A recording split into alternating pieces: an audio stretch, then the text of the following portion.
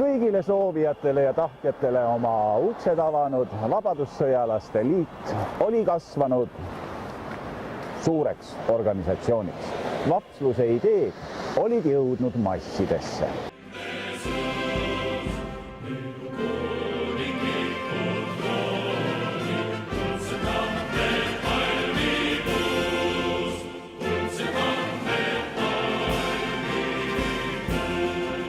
Kuidas Artur Sirk ja Theodor Rõuk uut suurt massiorganisatsiooni siit Narva maantee peakontorist juhtisid? Sellest räägime kohe, aga enne peatume nende organisatsiooni militaarsel poolel.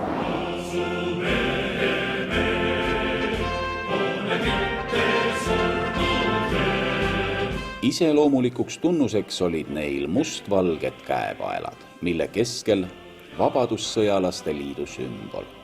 Ka kandsid osad neist musti barette. Kõige ühtsemaks oli siiski hümn, aga ka Rooma tervitus.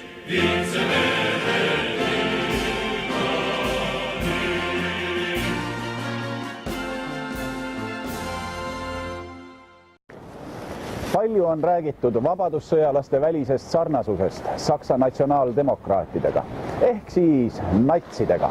Kas võis olla tõde see, et vapsid ise evisid natslikku ideoloogiat või olid selle tulised pooldajad?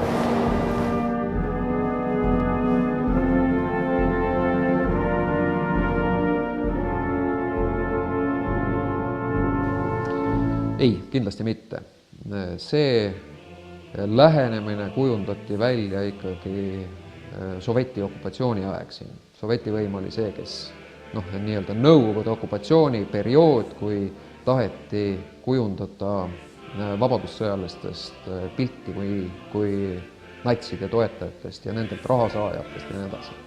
Selle kohta senini ei ole õnnestunud mingisuguseid vettpidavaid tõendusi leida. See, et osteti mingi trükimasin kuskilt Saksamaalt, see ei ole mingi näitaja. Aga kaheldamatult vabadussõjalased võtsid eeskuju nii Itaalia fašistidelt kui Saksa natsionaalsotsialistidelt, olgu see siis käe tõstmine või olgu see must barett ja mustad vormid ja korrapidajate üksused ja kõik sellised asjad.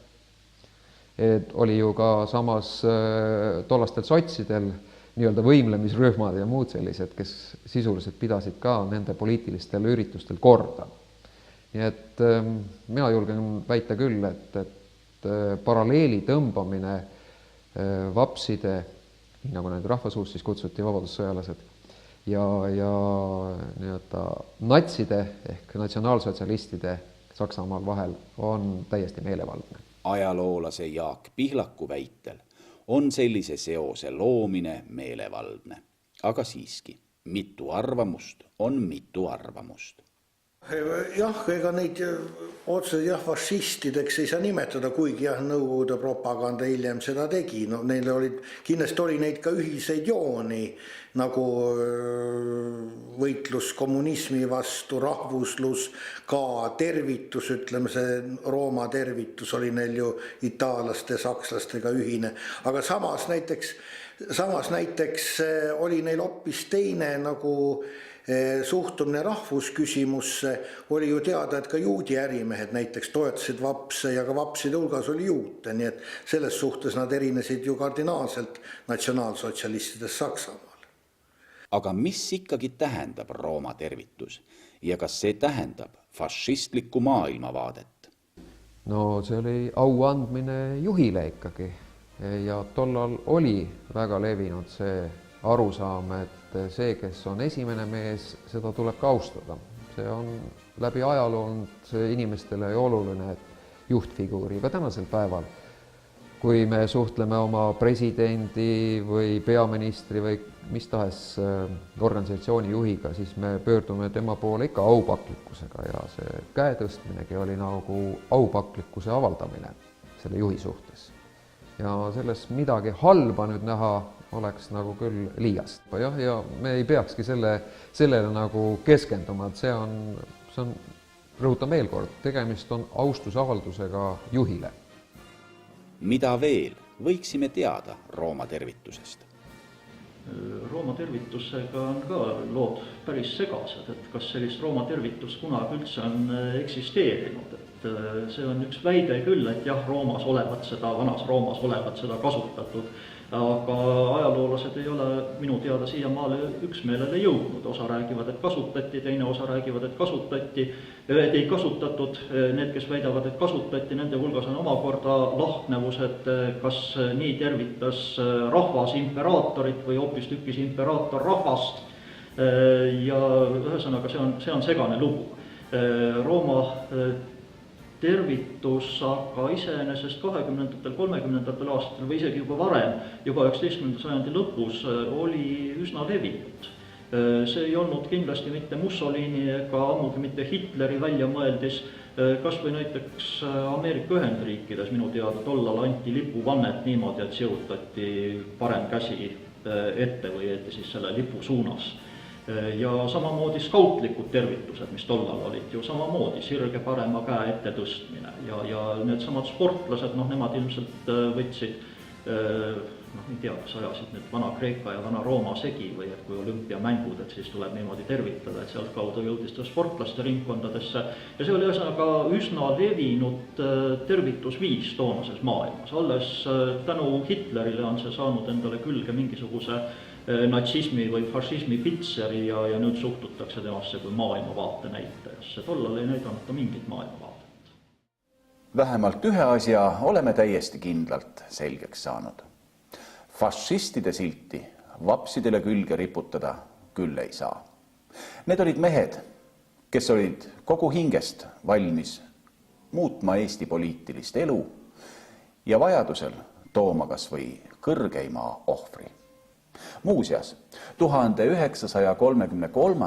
aastat iseloomustasid veel 2 meeletut korruptsiooniskandaali. Kas see ei kõla see kuidagi tänapäevaselt? Esimene neist nimelt oli seotud Eesti sõjalaevade müügiga, kus vahendaja võttis meeletult kõrget vahendustasu. Ja teine, Jaan Tõnissoni valitsuse siseministriga seotud skandaali, kus siseministrile kuulunud laev jäi välismaal vahele salapiirituse veoga.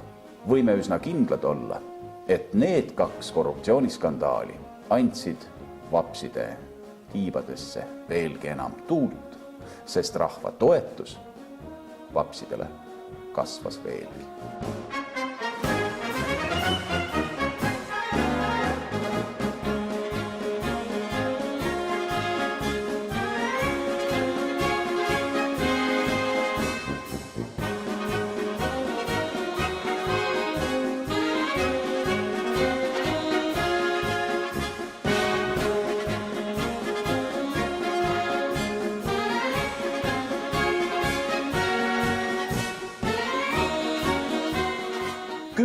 Novembril 1932 esitasid vabadussõjalased Riigikogule oma uue põhiseaduse eelnõu.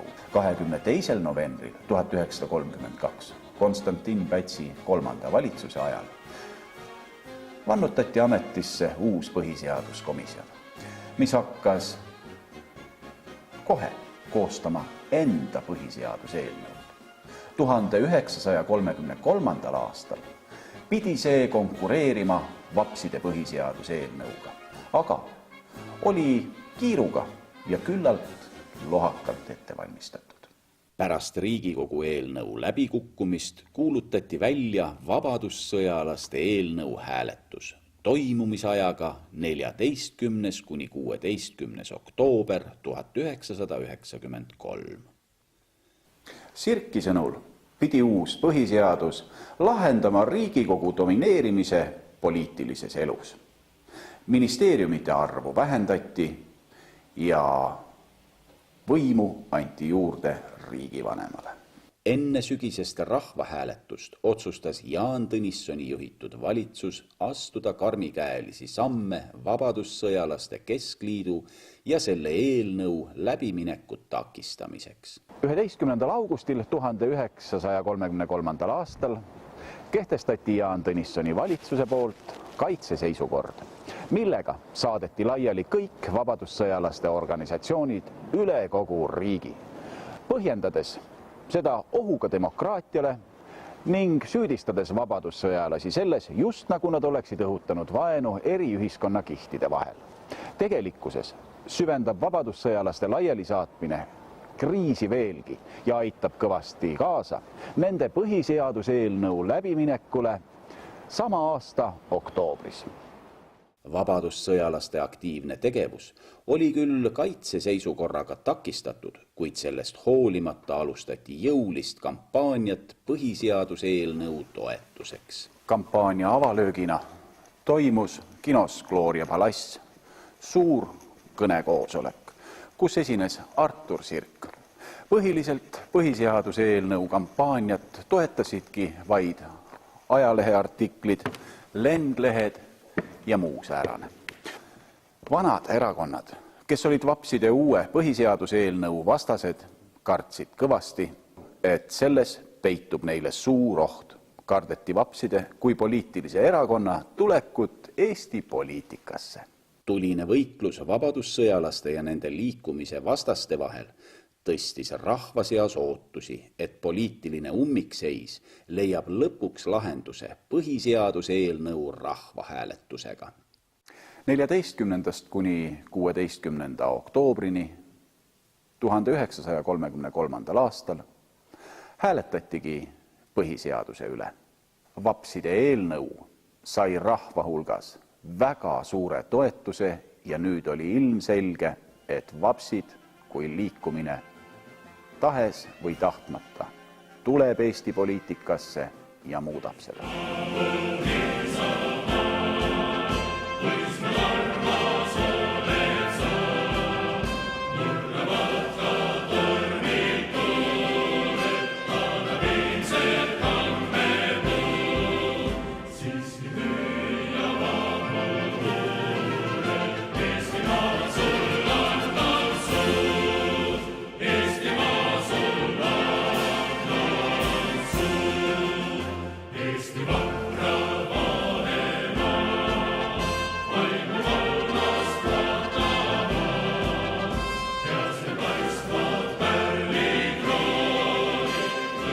Üle 400 000 inimese hääletas selle eelnõu poolt, samal ajal kui vastu oli vaid pisut üle 150 000 inimese. Seega 73% kõigist valimas käinud inimestest andis oma hääle vapside põhiseaduse eelnõu poolt. See teeb 56% valimisealisest elanikkonnast.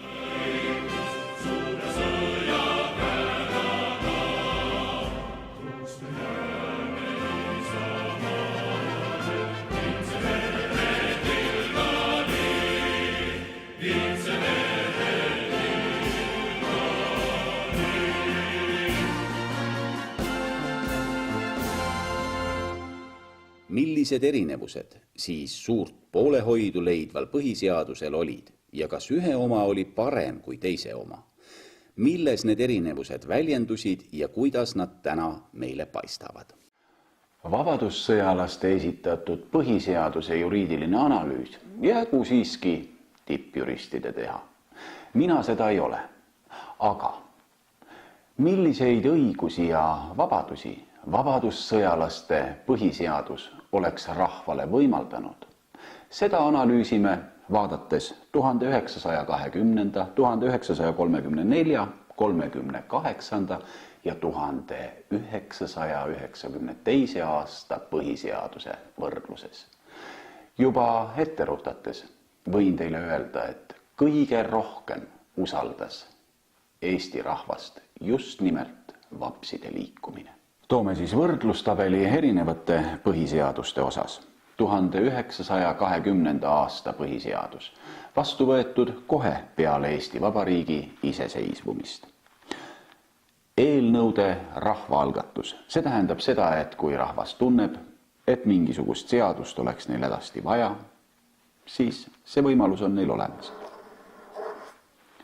1920. aasta põhiseaduses oli see võimalus olemas.